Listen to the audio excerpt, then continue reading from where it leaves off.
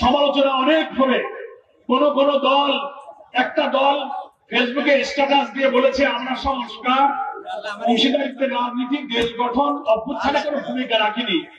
আরে বাবা, তোমরা নতুন ছাত্রদের দল, রাজনীতিতে জামাত ইসলামের সাথে পাল্লা দিতে গেলে আরো বহু দূর যাইতে হবে। জন্ম নিয়েই বাপের সাথে পাল্লা দিও না। একটা বুড়ো মাজা পুজো করে রাস্তা দিয়ে হেঁটে যাচ্ছে, মাজা পুজো হয়ে গেছে লাঠি হাতে।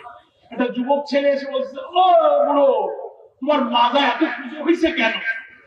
তা উনি সোজা করে বলতেছে, বাবা এই পর্যন্ত আসো, এই পর্যন্ত আসো, মাজা কেন পুজো হয়?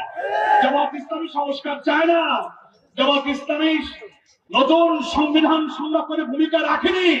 ঐক্যমত্য কমিশনে লিখিত ভাবে ৬টি সংস্কার কমিশনে আমরাই পূর্ণাঙ্গ রিপোর্ট দিয়েছি। অথচ নতুন গঠিত ছাত্রদের একটি দলের নেতা দুঃখজনক স্ট্যাটাস দিয়ে এই সমালোচনা করেছেন। ওনারা চাচ্ছেন যে আমরা ওনাদেরকে সমালোচনা করি, কেউ তো ওনাদের নাম নেয় না। তো জামাতের মধ্যে বড় দলের দুটো কথা বললে যদি আমাদের নাম মুখে দু একটা নেয়, আমরা আপনাদেরকে অত আঙুলে নিই না।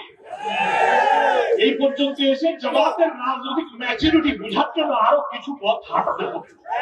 ধৈর্য ধরো, হাঁটো, এক্ষুনি সমালোচনা করো না। সামনের বদলদূর যাওয়া, লেখাপড়া শিখেছো, তোমাদের জন্য দোয়া করি। ২৪শে জুলাই গণ অভ্যুত্থানে তোমরা অনেক ভূমিকা রেখেছো, অনেক আত্মদান।